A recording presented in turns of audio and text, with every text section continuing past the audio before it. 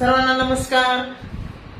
स्पर्धा परीक्षेची तयारी करत असताना बुद्धिमत्ता हा घटक किंवा बुद्धिमत्ता हा विषय विद्यार्थ्यांना बऱ्या प्रमाणात अवघड जात असतो। त्याच्यातले दोन प्रकरण तर्कसंगती व अनुमान, तर्क अनुमान किंवा आपण दुसरं प्रकरण म्हटलं तर कुठ प्रश्न, हे दोन प्रकरण विद्यार्थ्यांना जास्त कठीण जातात आणि या दोन प्रकरणावरचेच प्रश्न जास्त परीक्षेमध्ये येऊ शकतात। कारण वरच्या लेवलचे जर परीक्षा असेल तर त्यामध्ये अशाच कठीण प्रकारचे प्रश्न येतात। तर पहा विद्यार्थ्यांनो, आतापर्यंतच्या मागच्या व्हिडिओमध्ये मी तर्क व अनुमान याच्याच घटकामधलं व या उपघटकावर आपण व्हिडिओ बनवलेले आहेत। तर आजच्या या घटकामध्ये आपण तर्क व अनुमान याच घटकामधलं दुसरा जो उपघटक आहे ते नातेसंबंध यावर आपण उदाहरणे पाहणार।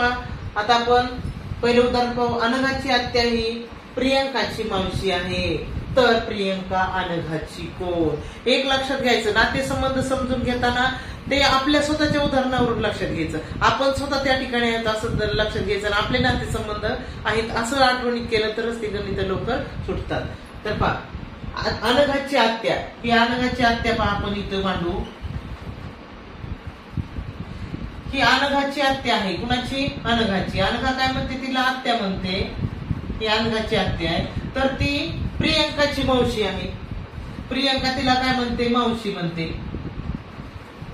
प्रियंकाची कोण आहे? ती मावशी। म्हणजे पहा, प्रियंकाची मावशी म्हणजेच प्रियंकाची आई आणि प्रियंकाची मावशी या दोघी जणी बहिणी आहेत। म्हणजे ही जी अनघा आत्या म्हणते ना, ती प्रियंकाची आई आणि ही अनघा आत्या जी म्हणते ती दोघी बहिणी आहेत। तर दोघी बहिणी आहेत म्हणजे ही आत्या झाल्यानंतर ही पण आत्याच होईल, म्हणजे प्रियंकाची आई सुद्धा तिची आत्याच होईल। आणि मग ही आई प्रियंकाची आई आत्या झाल्यानंतर प्रियंका ही तिची आत्ते बहीण झाली, म्हणजेच प्रियंका ही अनघाची कोण आहे? तर आत्ते बहीण। चला, नातेसंबंध या घटकावर दुसरं उदाहरण बघू आपण। निखिलला 4 काका आहेत, तर मुंबईत बोरिवलीत राहणारे त्याच्या काकाला भाऊ किती आहे? खूप सोपं उदाहरण बघा। चौथीच्या स्कॉलरशिपला अशा प्रकारचे उदाहरणं जास्त मोठ्या प्रमाणात येतात। निखिलला 4 काका आहेत, म्हणजे निखिलला एकूण किती काका आहेत? 4 काका आहेत। म्हणजे एक लक्षात घ्या, निखिलला 4 काका आहेत, म्हणजे त्याचे वडील असे धरून ते किती भाऊ झाले? सगळे 5 भाऊ झाले। म्हणजे त्याचे काका 4 आणि त्याचे वडील 1 असे 5 भाऊ झाले। तर काय विचारले पहा, तर मुंबईत राहणाऱ्या त्याच्या काकाला भाऊ किती? म्हणजे टोटल सगळे भाऊ किती झाले? 5। मग मुंबईत राहणाऱ्या काकाला भाऊ किती झाले? 4 झाले। ते सोडून म्हणजे ते काय म्हणतील की मला किती भाऊ आहेत? 4 भाऊ आहेत। एका स्त्रीची ओळख करून देताना प्रणव म्हणाला, तिच्या भावाच्या भाऊजींच्या वडिलांचा नातू माझा पुतण्या आहे, तर प्रणवचे त्या स्त्रीशी काय नाते आहे? तर पहा बघा, एका स्त्रीची ओळख करून देताना बघा, ही स्त्री आहे आणि हिची ओळख करून देताना प्रणव काय म्हणला पहा? प्रणव म्हणाला की तिच्या भावाच्या भाऊजी, आता तिच्या भावाचा भाऊजी म्हणजे तिच्या भावाचा भाऊजी म्हणजे हिचा कोण झाला? तो नवरा झाला। हिचा कोण झाला? नवरा। भावाचा भाऊजी म्हणजे तो नवरा झाला। भाऊजींच्या वडिलांचा म्हणजे बघा, भावाच्या भाऊजींच्या वडिलांचा म्हणजे भावाचा भाऊजी कोण झाला? म्हणजे तिचा नवरा झाला। तिचे वडील म्हणजे हिचा कोण झाला? सासरा झाले। आणि त्यांचा नातू म्हणल्यावर आता सासऱ्याचा नातू म्हणजे कोण झाला? हिचा मुलगा झाला। सासऱ्यांचा नातू म्हणजे ह्या स्त्रीचा कोण झाला? मुलगा झाला। तर ते काय म्हणतात पहा, तो माझा पुतण्या आहे। म्हणजे ह्या स्त्रीचा मुलगा जो आहे तो प्रणवचा पुतण्या आहे। पुतण्या कोणाला म्हणतात? तर भावाच्या मुलाला। तर मग प्रणव म्हणजे भावाच्या मुलाला, म्हणजे ही कोण झाली बरं? प्रणवची स्त्री कोण झाली? भाऊजाई झाली किंवा वहिनी झाली। कोण झाली? वहिनी। मग त्या स्त्रीशी प्रणवचे नाते काय आहे? तर वहिनी ती दे। अक्षयला 3 बहिणी व 3 भाऊ आहेत। सीमाला 2 बहिणी व 3 भाऊ आहेत। मंगेश सीमाचा भाऊ आहे व अक्षयची बहीण निशा आहे, तर सर्वात जास्त भाऊ कोणाला आहे? तर आपण काढून घेऊ, अक्षयचं काढून घेऊ। बघा, अक्षयला किती म्हटलेले? अक्षयला 3 बहिणी किती? 3 अधिक भाऊ किती? 3। म्हणजे अक्षय धरून तो किती झाला? बघा, मुलं त्यांच्या घरामध्ये मुली 3 झाल्या मुली, आणि मुलं किती झाले? 5 मुलं। मुले त्यांच्याकडे किती झाली मुले 3 आणि अक्षय 1 अशी मिळून मुलं किती झाले 4 मुले झाले अक्षयच्या घरी. सीमाला 2 बहिणी व 3 भाऊ आहेत सीमाला, आणि मंगेश सीमाचा भाऊ आहे. आता मंगेशचं बघू घेऊ आपण. मंगेशच्या घरामध्ये मुली बघा.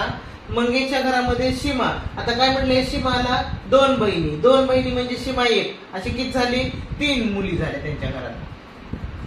2 बहिणी सीमाला सीमा 1 आणि मंगेश हा सीमाचा भाऊ आहे आणि सीमाला भाऊ किती आहेत पहा 3 आहे. भाऊ 3 आहे म्हणजे ह्यांच्या घरात किती झाली बघा 3 मुलं आणि 3 मुली झाल्या. व अक्षयची बहीण निशा आहे बघा. अक्षयची बहीण निशा आहे. तर सर्वात जास्त भाऊ कोणाला आहे? आता बघा सर्वात जास्त भाऊ कोणाला आहे? निशाला जास्त भाऊ आहेत का सीमाला भाऊ जास्त आहेत असा प्रश्न विचारलेला आहे. तर सीमाला किती भाऊ आहेत 3. सीमाला 3 भाऊ आहेत आणि मग निशाला किती भाऊ आहे? निशा कोणाची बहीण आहे पहा. निशा अक्षयची बहीण आहे. निशा ही कोण आहे? अक्षयची बहीण. अक्षयची बहीण निशा आहे. आणि मंगेशची जी बहीण आहे ती आहे सीमा. मग मला सांगा अक्षयची बहीण जी निशा आहे तिला जास्त भाऊ आहेत का सीमाला जास्त भाऊ आहेत? तर बघा अक्षयची बहीण जी निशा आहे तिला 4 भाऊ आहेत आणि सीमाला मात्र 3 भाऊ आहेत. म्हणजे जास्त भाऊ कोणाला आहे तर निशाला. चला पुढचं उदाहरण बघू. करणचा मुलगा हा सुमनच्या मुलीचा मामी भाऊ आहे. तर सुमनचे करणच्या पत्नीशी काय नाते आहे?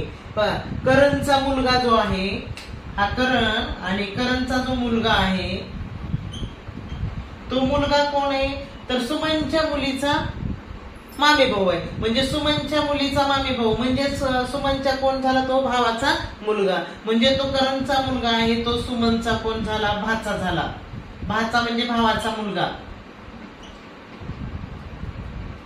कारण सुमनच्या मुलीचा तो मामे भाऊ आहे. म्हणजे सुमनची मुलगी कोणाला मामे भाऊ म्हणत? तिच्या मामाच्या पोराला म्हणजेच सुमनच्या भावाच्या मुलाला. म्हणजे सुमनचा तो भाचा आहे. कोण आहे? करणचा मुलगा. करणचा मुलगा भाचा आहे म्हणजे करण कोण झाला? सुमनचा. करण आणि सुमन हे कोण झाले? बहीण भाऊ झाले. ही बहीण झाली सुमन आणि करण झाला भाऊ. तर आता आपल्याला काय विचारले पहा. तर करणच्या सुमनचे म्हणजे सुमन जी आहे ती करणच्या पत्नीशी कोण आहे? तर सुमनचा भाऊ झाला करण. मग करणची भाऊजाई जी आहे ती सुमनला कोण म्हणेल? तर नणंद झाली ती. तर नात्याने कोण होईल? ती नणंद. करणच्या पत्नीची सुमन कोण होईल? नणंद. तर पहा विद्यार्थ्यांनो नातेसंबंध या घटकावर जे स्पर्धा परीक्षेमध्ये काही उदाहरणे येतात त्याच्यामधले आजच्या व्हिडिओमध्ये आपण नातेसंबंधावरची काही उदाहरणं पाहिलेली आहेत. नंतरच्या व्हिडिओमध्ये पण आपण नातेसंबंधावरची काही कठीण उदाहरणे पाहणार आहोत. तर पहा विद्यार्थ्यांनो तुम्हाला जर माझी शिकवण्याची पद्धत जर आवडत असेल तर जास्तीत जास्त शेअर करा आणि जर शिकवलेली जर पद्धत समजत असेल तर लाईक करा आणि जर कोणी चुकून सबस्क्राईब करायचं राहिलं तर सबस्क्राईब करा. धन्यवाद.